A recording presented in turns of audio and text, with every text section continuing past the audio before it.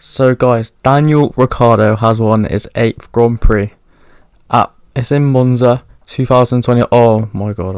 Okay. It's like a good 5-6 hours later, but I'm still buzzing about it. It was so good to see him win after poor first half of the season, but the second half has been a lot better. And that is what we're going to be going over today. The redemption of Daniel Ricciardo. So, going into this season, he was coming off the back of a really strong season with Renault, and he was arguably driver of the year last year, just outperforming that car and his teammate.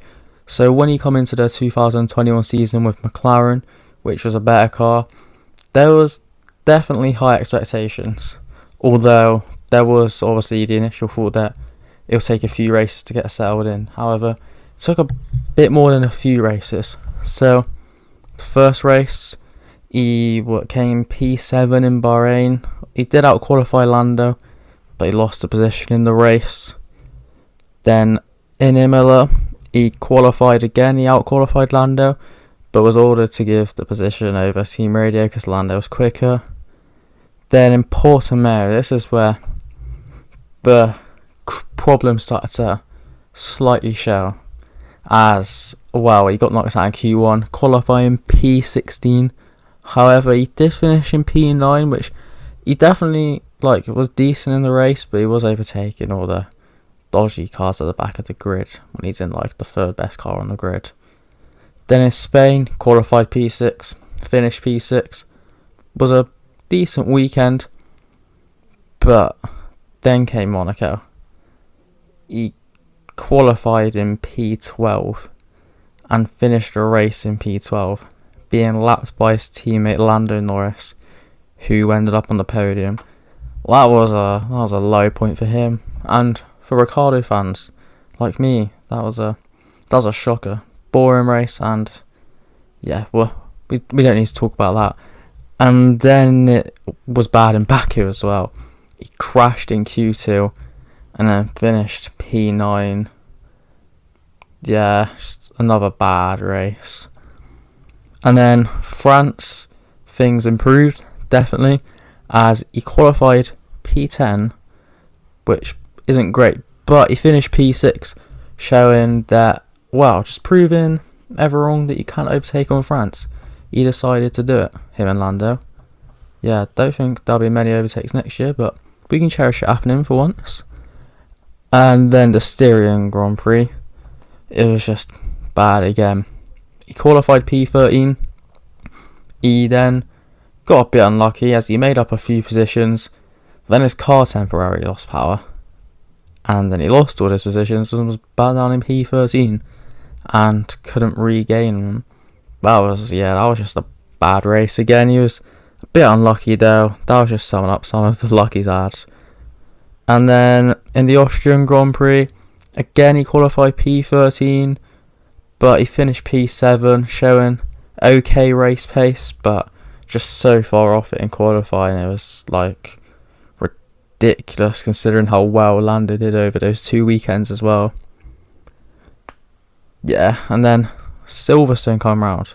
First sprint race, and Silverstone qualifying was a bit meh, but then the sprint qualifying, that was decent. Got to P6, then in the race, due to Max's crash, got P5, so that was pretty good. Then Hungary, he qualified P11, which is poor, but due to the crash, he almost made it into P2. But then obviously the Stroll crash also took him out on the straight, which then left him with a lot of damage and just made him really slow. And he ended up P11 again. And then the summer break came around. And, he said it many times that he needed a summer break, and his results after definitely showed that as things turned around for the better. So, starting off in Belgium, although there wasn't a race, he did out-qualify Lando. You can use the fact that Lando crashed, but he still crashed. That's not Daniel's problem. Daniel out-qualified Lando in Belgium, and then technically did better in the race, which, not really a race, but again, you got 6 points. Love in life.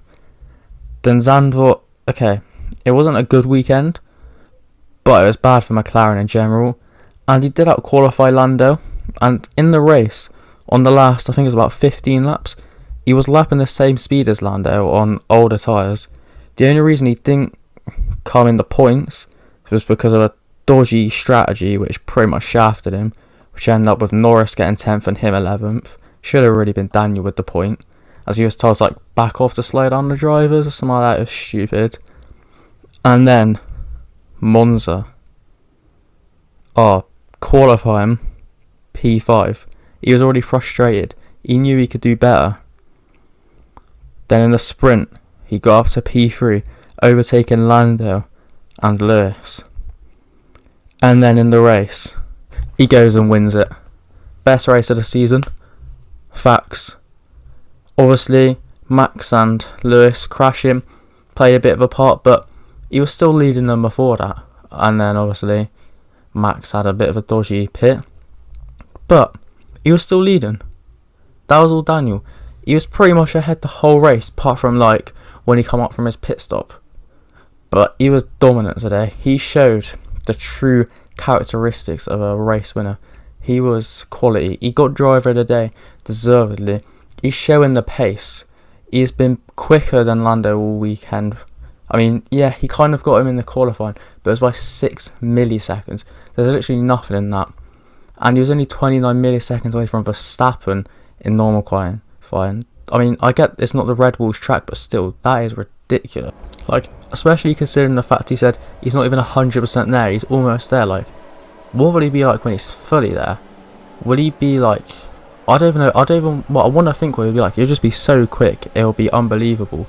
He's proven that he is a good driver. Yeah, a slow start to the season, and then people suddenly forget that he's a great driver. It's like Vettel, he has one bad season, everyone thinks he's washed up. Ricciardo has proved he's not washed up, and I think that is just going to be the start of a good second half of the season for him. I don't want to jinx it, but I definitely think in the standings now he'll end up getting ahead of Sainz as long as he can keep up this form. Maybe even get up to Leclerc. He probably won't be able to get Norris unless Norris gets some awful luck, because he's already got a huge lead.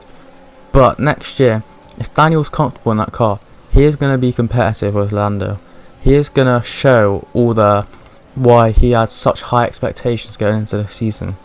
I mean, I don't think he needed to redeem himself as much as some people would think, because I always knew he was a driver, a great driver, and I've been supporting him all season. He's my favourite driver, and a lot of people though just seem to forget how good a driver he is. Well, today he's redeemed himself, and even he said on the radio he never went, he's just gone to the side for a bit. So yeah, it's been a great day for F1. I'm happy about it. I mean, Twitter seemed pretty happy about it as well, and well, they get annoyed very easily, so good thing to see Ricciardo back. I mean, who didn't want to see Ricciardo on there? I mean, he's so hard to dislike. He's one of the nicest guys on the grid. He's the funniest guy on there, and he's now an 8-time winner. So yeah, that is the end of this video. Like and subscribe if you're happy to see Ricciardo win the race today. And yeah, I'll see you in another video. Bye.